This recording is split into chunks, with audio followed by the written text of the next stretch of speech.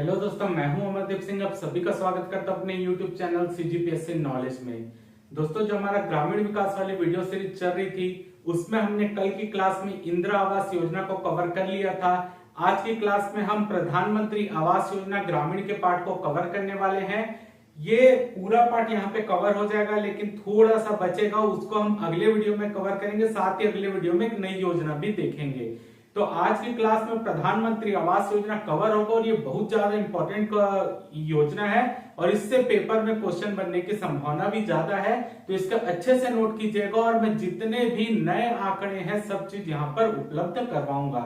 तो अभी बज रहे हैं रात के, जब मैं वीडियो शूट कर रहा हूँ, ये अभी तो सुबेरा बोल सकते हैं कि लगभग 5 सवा 5 का समय हो रहा है जब मैं ये क्लास रिकॉर्ड कर रहा हूँ, क्योंकि मेरे को जो है लगभग 9 सवा 9 बजे यहाँ से निकलना है और जाना है रायपुर ग्रामीण विकास विभाग में, क्योंकि मेरे को कुछ वहां से डॉक्यूमेंट को लेना है। जो भी योजनाओं से रिलेटेड नए डाटा है उसको भी वहां से कवर करना है। कल भी मैं गया था, लेकिन वो आज फिर से बुलाए थे वो डॉक्यूमेंट को जो मैं बोला था वो लेने के लिए।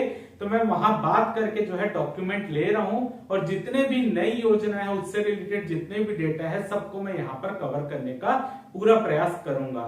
तो हो सकता है कि इस कारण मेरा जो आज की क्लास जो हम ये अपलोड करेंगे तो वो, क्योंकि डेली हमारा 6 बजे शाम को क्लास आता है, लेकिन हो सकता है कि इसमें कुछ ज्यादा टाइम लगे, हो सकता है 7 साढ़े 7 बज जाए, क्योंकि हमको वहां से वापस आके यहाँ पे क्लास लोड करना पड़ेगा। वहां नेटवर्क नहीं रहता है और यहाँ पे आने के बाद जो वाईफाई से घर में इसको लोड करना पड़ता है। ठीक है, तो यहाँ पे आज हम क्लास चालू करते हैं। तो अगर आपको वीडियो अच्छा लगे तो वीडियो को जरूर लाइक कीजिए, चैनल को सब्सक्राइब कीजिए, ज्यादा से ज्यादा अपने दोस्तों में शेयर कीजिए। तो चलिए चालू करते हैं। उससे पहले कल मैंने इंदिरा आवास योजना वहां पर आपको कल कवर कराया था, उसमें कुछ हमसे क्वेश्चन पूछा गया था, तो मैं कमेंट में जवाब ना देके उसको अभी यहाँ पे डिटेल में बता दे रहा हूँ। उसमें पूछा गया था, जैसे कि मैंने बताया था कि इंदिरा आवास योजना के अंतर्गत पहले जो था वो केवल अनुसूचित जाति जनजाति लोगों के लिए आवास निर्माण का लक्ष्य रखा गया था ग्रामीण क्षेत्र में, लेकिन बाद में जाकर उसको जो है अनुसूचित जनजाति जाति के अलावा जितने भी ग्रामीण क्षेत्र के बीपीएल परिवार है यानी गैर अनुसूचित परिवार है, सबके लिए योजना को ओपन कर दिया गया। तो उसमें पूछा गया था कि कब किया गया था ऐसा, तो उसी को मैं बता दूं।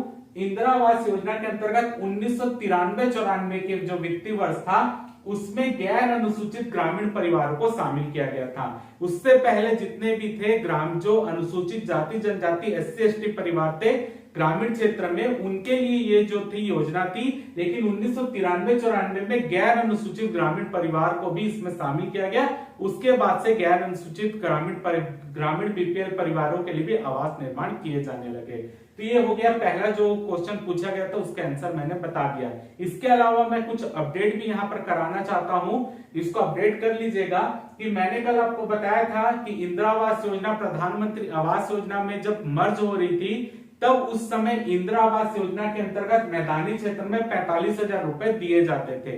लेकिन उसमें मैं जब मैं उसको आज जाके फिर से मंत्रालय गया था जब मैं, तो वहां से जब कुछ मैं डेटा लाया था कल, तो उसमें मैंने कुछ यहाँ पर चीजें देखी थी, तो उसको मैं यहाँ पर आपको अपडेट करा दे रहा हूँ कि 1 अप्रैल 2013 को ये 70,000 रुपए हो गया था पैसा। यानी प्रधानमंत्री आवास योजना में मिलने से पहले इंदिरा आवास योजना की जो राशि थी वो 70,000 रुपए मैदानी क्षेत्र के लिए थी।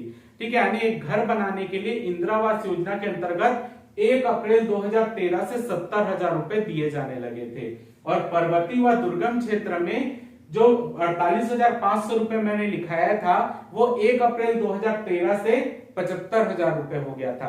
तो आप सीधा बोल सकते हैं कि इंदिरा आवास योजना के अंतर्गत जब इंदिरा आवास योजना चालू हुई थी तो उस समय मैदानी क्षेत्र में घर निर्माण करने के लिए 25,000 रुपए की राशि दी जाती थी, जो 1 अप्रैल 2013 में बढ़कर 70,000 रुपए हो गई थी। यानी जब इंदिरा आवास योजना प्रधानमंत्री आवास योजना में पुनर्गठित की गई तो उस समय इंदिरा आवास योजना के अंतर्गत 70,000 रुपए की राशि दी जाती थी मैदानी क्षेत्र में, और पर्वतीय व दुर्गम क्षेत्र में 75,000 रुपए की राशि, और जब इंदिरा आवास योजना चालू हुई थी तब 27,500 रुपए की राशि।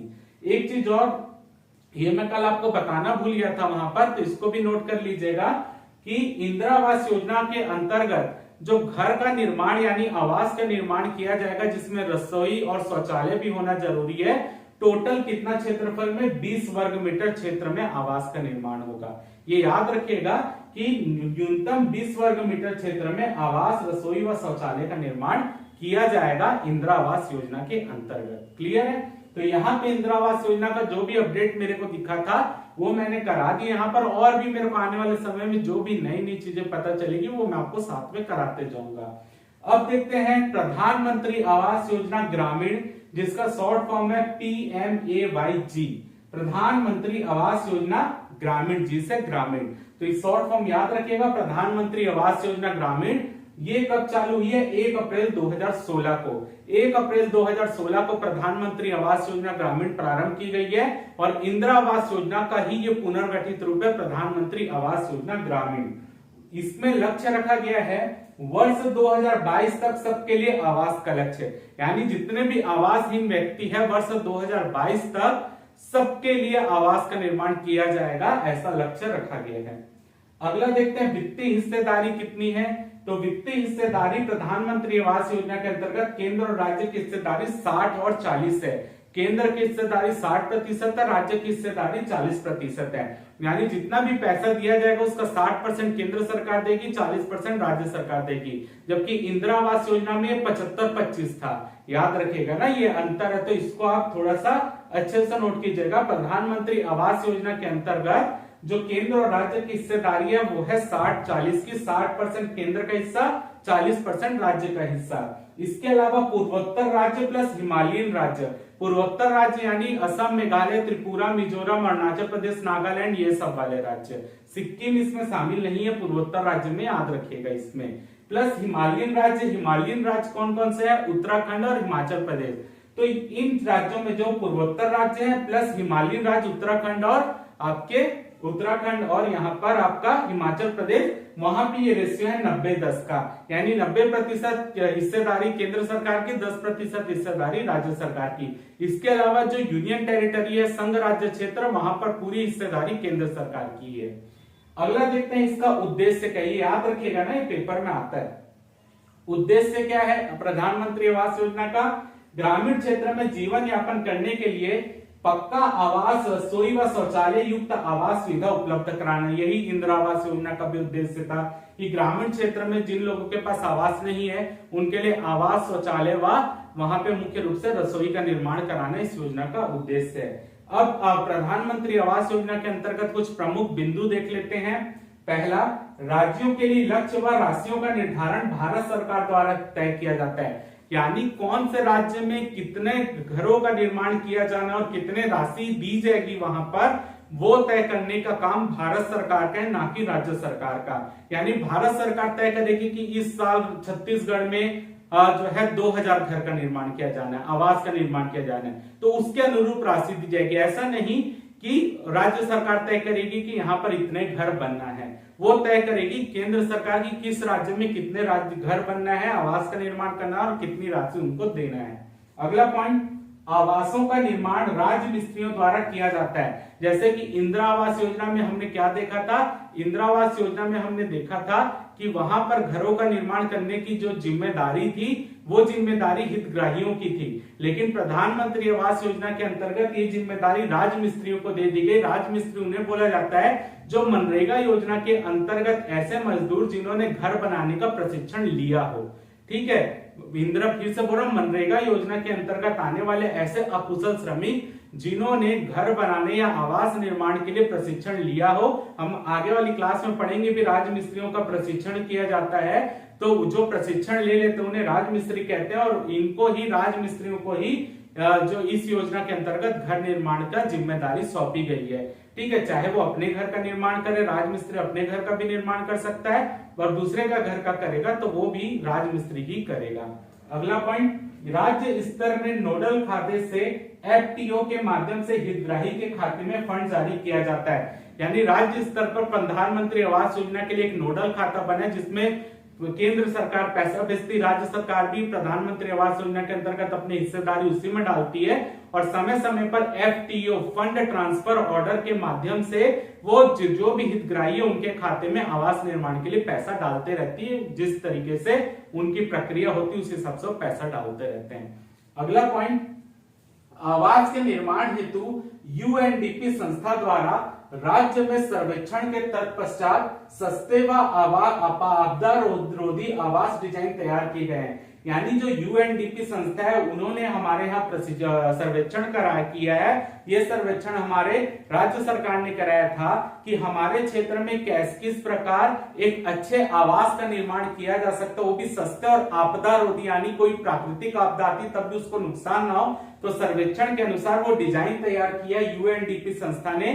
तो अगर कोई भी प्रधानमंत्री आवास योजना के अंतर्गत घर आवास निर्माण हो रहा है तो वो जिसके घर में मतलब जो व्यक्ति जो हितग्राही है वो जब आवास निर्माण करवाएगा तो जो सर्वेक्षण के बाद जो यूएनडीपी संस्था के सर्वेक्षण के बाद जो डिजाइन तैयार किया है वो उस डिजाइन से भी घर बनवा सकता है। अगर वैसा नहीं बनवाना चाहता तो स्थानीय तौर पर वो जैसा अपना घर बनवाना चाहता है वैसा बनवा सकता है। क्लियर है? तो सर्वेक्षण के अनुसार यूएनडीपी संस्था ने जो डिजाइन दिए वैसा घर भी बन सकता है। अगर वो वैसा नहीं बनाना चाहते तो अपने स्थानीय क्षेत्र में जैसे घर बनाए जाते हैं वैसा बनाना चाहता है तो वैसा भी बनवा सकता है। यानी कोई डिजाइन फिक्स नहीं है कि वैसा ही बनना है। अगला पॉइंट, आवास का कुल क्षेत्रफल 25 वर्ग मीटर होगा। इंदिरा आवास योजना के अंतर्गत जो क्षेत्रफल था वो 20 वर्ग मीटर था, जबकि प्रधानमंत्री आवास योजना के अंतर्गत जो क्षेत्रफल है वो है 25 वर्ग मीटर। ठीक है।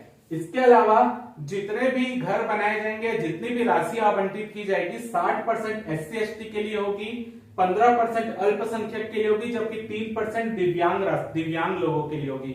ये इंदिरा आवास योजना में भी हमने स्वयं पढ़ा था कि SC/ST के लिए 60% आवास का निर्माण होगा, 15% अल्पसंख्यकों के लिए और 3% दिव्यांग लोगों के लिए। अगला पॉइंट, आवास जो रहेगा वो महिला के नाम पर आवंटित होगा। यानी जो आवास का रजिस्ट्रेशन होगा वो महिला के नाम पर होगा। संयुक्त रूप से भी हो सकता है, पति पत्नी के नाम पर भी हो सकता है, और यदि कोई वयस्क महिला घर में नहीं है तो वयस्क पुरुष के नाम पर भी हो सकता है। सेम हमने इंदिरा आवास योजना में भी पढ़ा था, सेम प्रावधान है ये। अगला पॉइंट, स्वच्छ भारत मिशन के तहत शौचालय निर्माण के लिए 12,000 रुपए की राशि दी जाएगी। यानी प्रधानमंत्री आवास योजना के अंतर्गत जो घर आवास में शौचालय बनेगा तो प्रधानमंत्री आवास योजना को स्वच्छ भारत मिशन से भी जोड़ दिया गया है। तो स्वच्छ भारत मिशन के तहत 12,000 रुपए की सहायता दी जाएगी घर में शौचालय बनाने के लिए। यानी आवास में शौचालय बनाने के लिए 12,000 रुपए की राशि दी जाएगी। लेकिन अगर किसी के आवास में पहले से शौचालय स्थित है, यानी कोई घर पहले से बने हुए हैं और वहां पर शौचालय पहले से स्थित है, तो वहां पर उनको 12,000 रुपए की राशि नहीं दी जाएगी। होता है ना, कई घर ऐसे कच्चे होते हैं, एक हम लोग आगे पढ़ेंगे, एक कमरे वाला कच्चा मकान, ठीक है, जिसकी दीवार कच्ची है, वहां पर अगर पहले से शौचालय है तो शौचालय के निर्माण के लिए उनको 12,000 रुपए नहीं दिया जाएगा, केवल घर के मरम्मत के लिए पैसे दिए जाएंगे। क्लियर है? तो स्वच्छ भारत मिशन के तहत शौचालय निर्माण के लिए 12,000 रुपए की राशि यहाँ पर दिया जाएगा। पेपर में आया हुआ क्वेश्चन है, याद रखिएगा।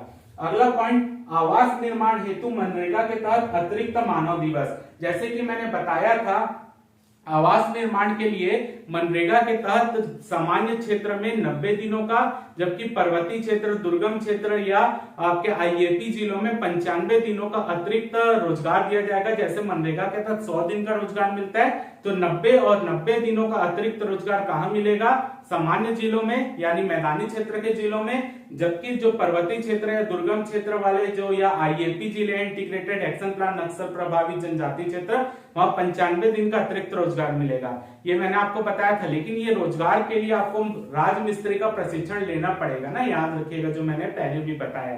तो ये किस तरीके से ये 90 और 95 दिन मिलते हैं वो भी हम देख लेते हैं। ठीक है, निर्माण का स्तर देखते हैं, किस स्तर पर कितने दिन का रोजगार उनको अतिरिक्त मिलता है। जैसे प्लिंथ स्तर तक क्या होता है? जैसे घर निर्माण करने के लिए हम गड्ढे खुदवाते हैं, गड्ढे के पर मुरूम, सीमेंट, कंक्रीट डलवाते हैं, यानी नींव रखते हैं, उसके लिए पूरे स्तर तक सामान्य जिलों में 28 दिन का और आईएपी इंटीग्रेटेड एक्शन प्लान जिलों में 30 दिन का रोजगार मिलता है।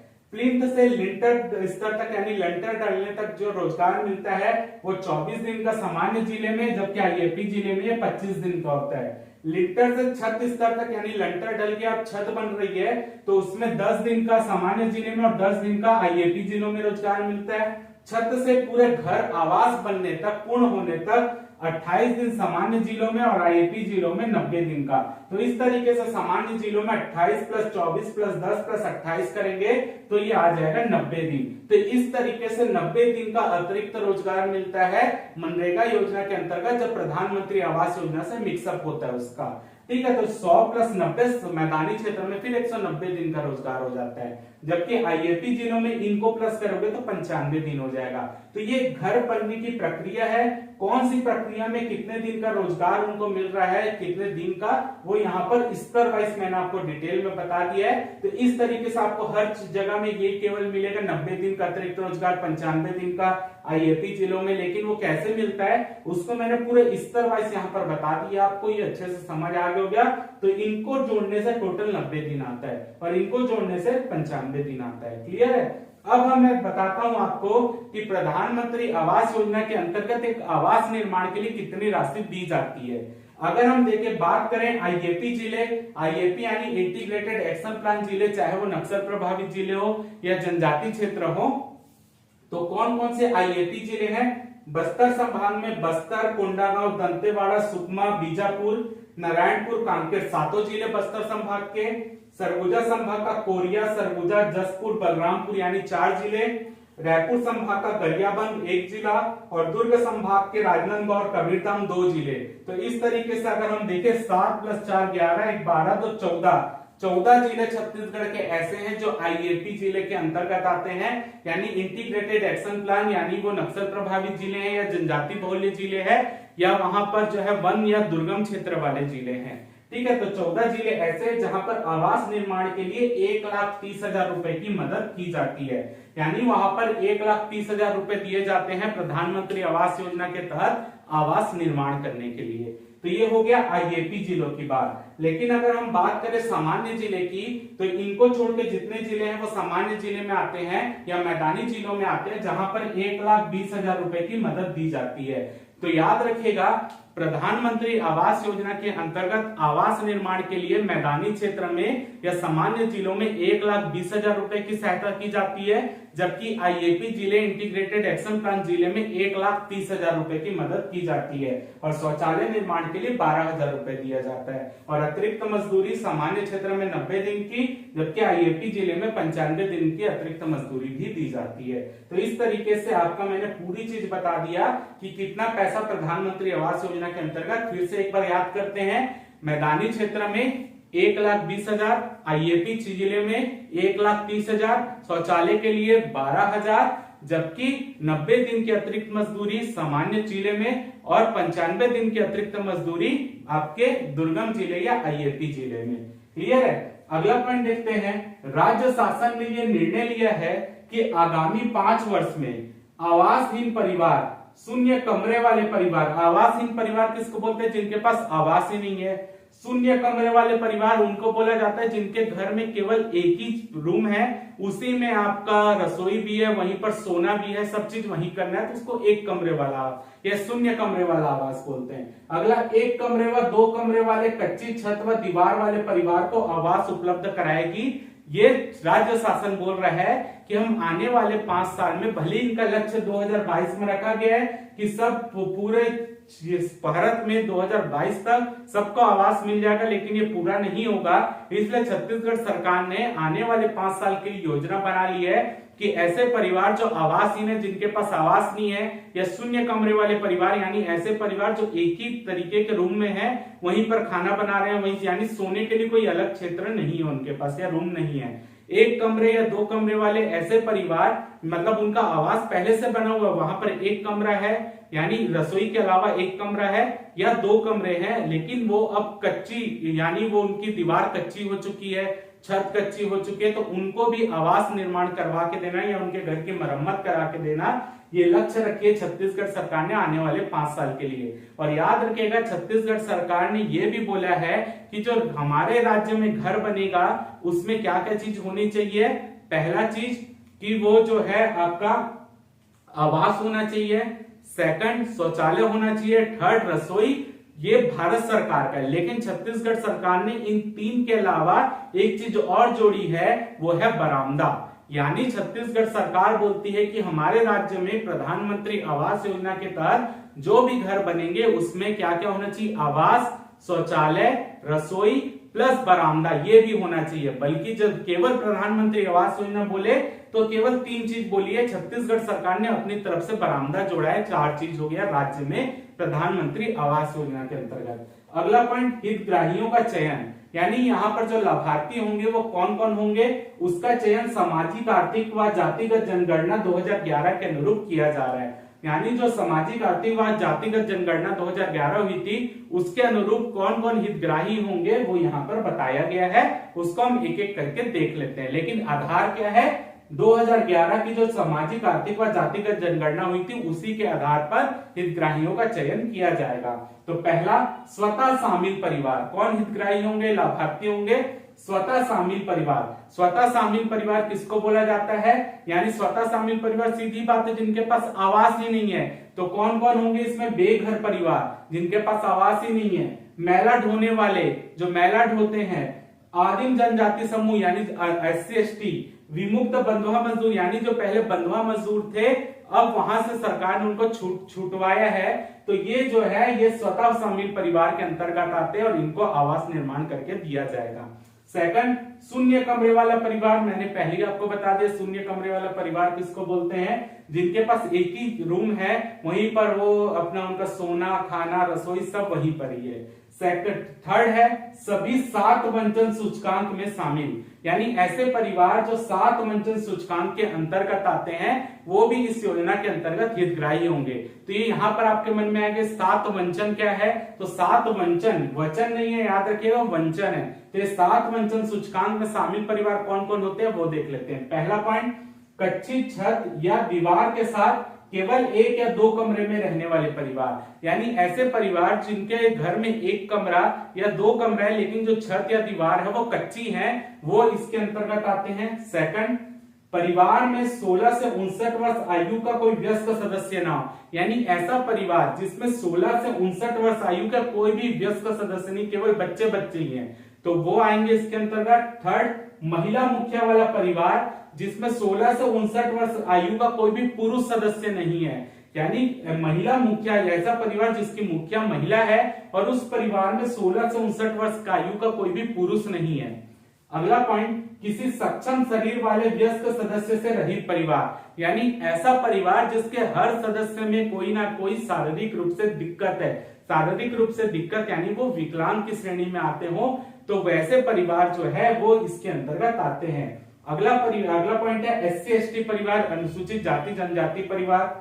अगला पॉइंट, ऐसा परिवार जहां 25 वर्ष से अधिक आयु का कोई वयस्क साक्षर नहीं है, यानी ऐसा परिवार जिसमें जो वयस्क सदस्य 25 वर्ष से अधिक है उसमें से कोई भी साक्षर नहीं है, यानी पढ़ा लिखा नहीं है, तो वो भी इसके अंतर्गत आएंगे। अगला पॉइंट, भूमिहीन परिवार जो अपनी ज्यादातर कमाई दिहाड़ी मजदूरी से प्राप्त करता है, भूमिहीन परिवार जो ज्यादातर अपनी कमाई दिहाड़ी मजदूरी यानी दैनिक मजदूरी से प्राप्त करते हैं, एक दिन काम करता है फिर पैसा लेकर ना जीवन यापन करता है। तो 1 2 3 4 5 6 7 पॉइंट हो गए, तो इन्हीं को बोला गया 7 वंचन सूचकांक में शामिल परिवार। क्लियर है। अगला पॉइंट देखते हैं, सांसद आदर्श ग्राम रूर्बन मिशन अंत्योदय के अंतर्गत चयनित परिवार, यानी ऐसे परिवार जो सांसद आदर्श ग्राम योजना के अंतर्गत जो ग्राम शामिल है उसके जो पात्र परिवार होंगे वो इसके अंतर्गत भी पात्र हैं। रूर्बन मिशन जो है जो हम पढ़ते हैं रूर्बन मिशन, वो उसके अंतर्गत आने वाले परिवार। मिशन अंत्योदय के अंतर्गत जो शामिल परिवार है वो ऑटोमेटिक प्रधानमंत्री आवास योजना के अंतर्गत भी शामिल परिवार में आएंगे।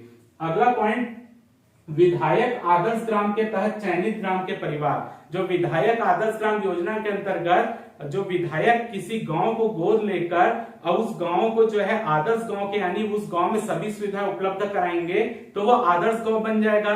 तो ऐसे आदर्श गांव में जो आदर्श गांव है तो वो गांव कैसा होगा, ODF मुक्त यानी वो खुले से शौच मुक्त गांव होगा, आदर्श गांव बनेगा तो वहां पे हर घर में शौचालय होंगे। तो ऐसे गांव में कुछ लोगों को घर बना के दिया जाएगा, तो वो घर किसके किसके बना के दिए जाएंगे, विधायक आदर्श ग्राम के तहत जो गांव है वहां पर जो खुले से, क्योंकि विधायक आदर्श ग्राम होगा तो खुले से शौच मुक्त गांव होगा, वो खुले से शौच मुक्त गांव होगा तो वहां पर निम्न लोगों को घर बनाकर दिया जाएगा वरीयता क्रम में।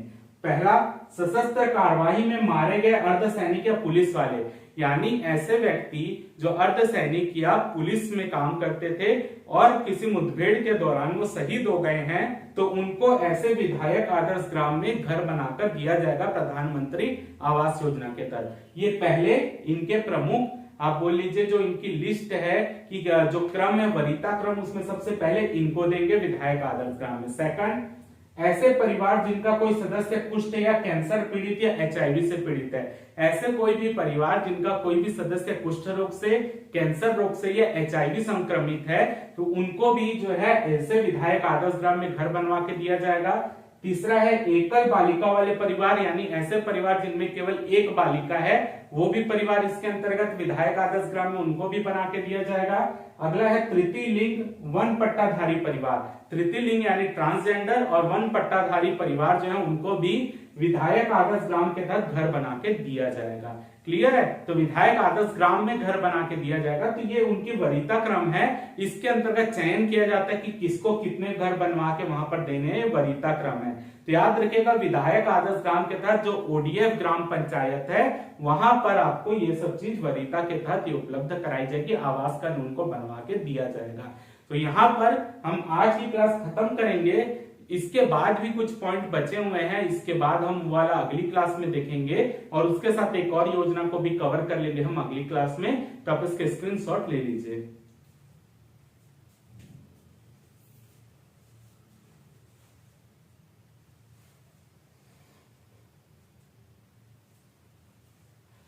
उम्मीद करता हूं कि आपको आज की क्लास अच्छी लगी होगी। अगर आपको ये क्लास अच्छी लगी हो तो वीडियो को जरूर लाइक कीजिए, चैनल को सब्सक्राइब कीजिए, ज्यादा से ज्यादा शेयर कीजिए। फिलहाल के इस वीडियो में सिर्फ इतना ही। जय भारत, जय छत्तीसगढ़।